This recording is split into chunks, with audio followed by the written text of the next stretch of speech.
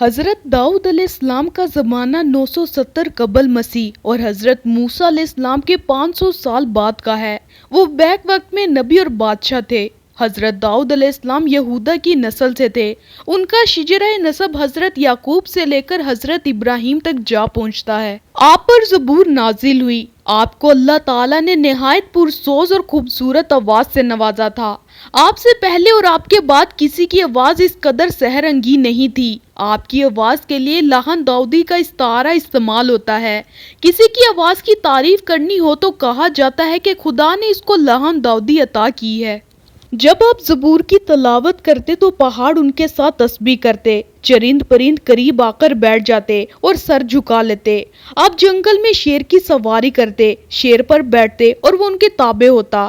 قرآن مجید میں حضرت داؤد علیہ السلام کے لیے اس طرح کہا گیا ہے، اور ہمارے بندے داؤد نعمتوں والے کو یاد کرو، بے شک وہ نہایت رجوع کرنے والا ہے۔ بے شک ہم نے اس کے ساتھ پہاڑ مسخر کر دیے کہ تسبیح کرتے شام کو، اور سورج چمکتے اور پرندے جمع کیے ہوئے سب اس کے فرمانبردار تھے۔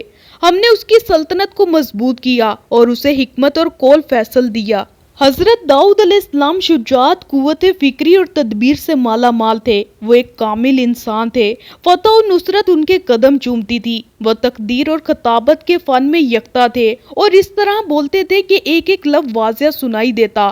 خوشی لہانی میں ان کا کوئی ثانی نہیں تھا۔ جن و انس، چرند پرند سب ان کے تابع تھے۔ بادشاہ ہونے کے باوجود وہ سلطنت و مملکت سے کچھ نہ لیتے تھے۔ وہ اپنا اور اپنے اہل و عیال کا بوجھ بیت المال پر نہ ڈالتے تھے، بلکہ لوہے کی ذرہ بناتے تھے جو جنگ میں لباس کے اوپر پہنی جاتی ہے تاکہ دشمن کے وار سے بچا جا سکے۔ اللہ تعالیٰ نے ان کو ایسا معجزہ عطا کیا تھا کہ لوہا ان کے ہاتھ میں موم بن جاتا۔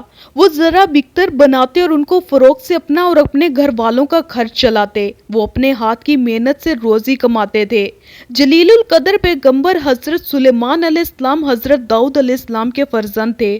حضرت داؤد علیہ السلام نے 40 برس حکومت کی۔ روایتوں میں بیان کیا جاتا ہے کہ ایک بار حضرت داؤد کے پاس ایک عجیب مقدمہ آیا۔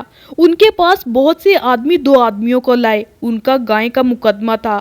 ایک غریب شخص نے دوسرے امیر شخص کی گائے کو ذبح کر دیا تھا، اور یہ بات قبول کرنے کے باوجود یہ اپنی غلطی نہیں مان رہا تھا۔ حضرت داؤد نے غریب آدمی سے پوچھا کہ وہ کیا کہنا چاہتا ہے۔ اس نے کہا کہ میں کمزور، غریب اور لاچار ہوں، اس لیے محنت مزدوری نہیں کر سکتا۔ جو مل جاتا ہے اسے صبر شکر کر کے کھا لیتا ہوں۔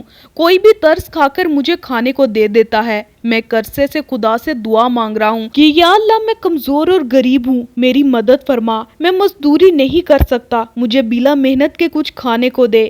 میں عرصے دراز سے یہ دعا مانگ رہا ہوں۔ آج اللہ نے میری دعا سن لی اور یہ گائے میرے گھر میں گھس آئی۔ میں نے جانا کہ اللہ نے میری دعا سن لی ہے، اس لیے میں نے اسے ذبح کروا لیا اور قصاب کو مزدوری کی صورت میں گائے کے گوشت کا ایک بڑا حصہ دے دیا۔ حضرت داؤد نے یہ سن کر حاضرین سے پوچھا، کیا یہ سچ کہہ رہا ہے؟ لوگوں نے کہا کہ جی حضرت، یہ روز کیا بلکہ ہر وقت اللہ سے دعائیں مانگتا ہے، اور محلے والے ترس کھا کر اس کو کھانا دے دیتے تھے، لیکن اس کی یہ حرکت قابل معافی نہیں کہ کسی کی گائے ذبح کر لی۔ گائے کے مالک نے کہا کہ مقدمہ آپ کے سامنے ہے، اس شخص کو سزا دی جائے اور میری گائے کی قیمت دلوائیں۔ حضرت داؤد نے ان سے 1 دن کی مہلت مانگی تو گائے والے نے کہا کہ سب کچھ آپ کے سامنے ہے، فیصلہ کرنے میں دیر کیوں کر رہے ہیں؟ حضرت داؤد نے کہا کہ نہیں، فیصلہ کل سنایا جائے گا۔ سب لوگ چلے گئے۔ رات کو عبادت کے وقت آپ نے اللہ تعالیٰ سے دعا مانگی کہ یا رب، جو سچ ہے مجھے بتا تاکہ میں صحیح فیصلہ کر سکوں۔ ان کی اللہ نے دعا قبول کی اور ان پر سارے راز کھول دیے۔ اگلے دن وہ غریب اور نادر شخص، گائے والا اور بہت سے لوگ حاضر ہوئے کہ نبی کا فیصلہ سن سکیں۔ تب حضرت داؤد علیہ السلام نے گائے والے سے کہا کہ وہ گائے اس شخص کو بخش دیں۔ گائے والے نے کہا، یہ کیوں کر ممکن ہے، میں اپنی گائے اسے دے دوں۔ تب انہوں نے پھر کہا، تو اپنا مال و اسباب بھی اسے دے دے۔ وہ شخص بول اٹھا، حضرت یہ کیسا فیصلہ ہے، آپ اس قصوروار کی حمایت کر رہے ہیں۔ حضرت داؤد نے کہا کہ رات کو میرے پاس وحی آئی کہ فیصلہ کروں۔ یہ کہہ کر انہوں نے سب کو اپنے ساتھ چلنے کو کہا اور سب لوگوں کو ایک انتہائی گھنے اور پرانے درخت کے نیچے لے جا کر کہا، اس درخت کے نیچے تو نے اپنے مالک کا قتل کیا تھا اور اس کا مال و اسباب اور جائیداد پر قبضہ کر لیا تھا۔